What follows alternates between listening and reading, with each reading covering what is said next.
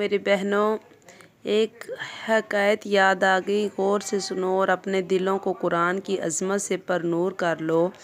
ایک سادہ سا مسلمان بیمار تھا، آخر اس کا آخری وقت آ گیا اور وہ مر گیا۔ جنازہ اٹھا، نماز جنازہ کے بعد اسے قبر میں اتارا گیا۔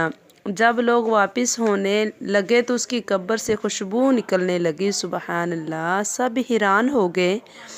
تمام لوگ گھروں کو واپس آ گئے۔ مولوی صاحب سیدھے اس آدمی کے گھر گئے، دروازے پر دستک دی۔ اس کی بیوی نے دروازہ کھولا اور رو پڑی، بولی، مولوی صاحب، ہم تو اجڑ گئے ہیں، ہمارا گھر ویران ہو گیا ہے، بچے یتیم ہو گئے، اب ہمارا سہارا کون ہوگا؟ مولوی صاحب نے فرمایا، بہن صبر کر، صبر کرنے والوں کے ساتھ اللہ تعالیٰ کی مدد ہوتی ہے۔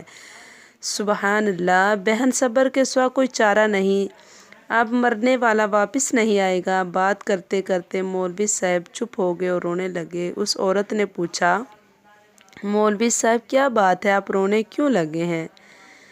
مولوی صاحب نے کہا، بہن، تیرا خاوند کون سا نیک عمل کرتا تھا، اس کی قبر سے خوشبو نکلی جس نے ارد گرد کو معطر کر دیا۔ اس عورت نے جواب دیا، مولوی صاحب، جب صبح ہوتی تھی مگر میرا خاوند منہ ہاتھ دھو کر ایک کتاب کھول لیتا تھا، کہتا تھا، یہ جو لکھا ہے سچ لکھا ہے، یہ کلام سچا کلام ہے، یہ کلام شفا ہے، سب سے اعلیٰ کلام ہے۔ مولوی صاحب نے الماری کھولی تو وہ کتاب اٹھائی، جب کھول کر دیکھی تو وہ قرآن پاک تھا۔ سبحان اللہ! اس ویڈیو کو لائک کریں اور زیادہ سے زیادہ شیئر کریں اور سبسکرائب کرنا نہ بھولیں۔ جزاک